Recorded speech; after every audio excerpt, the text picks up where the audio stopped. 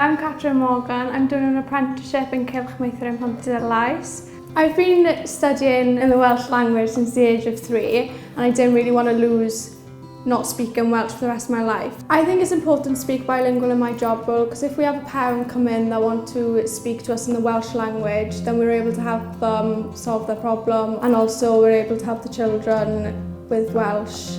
I speak fluent Welsh, but I do struggle writing it a bit. And whereas where I can do the course in Welsh, but then I can do the actual coursework in English, I find it good. Catrin came on work experience here with us just before the summer.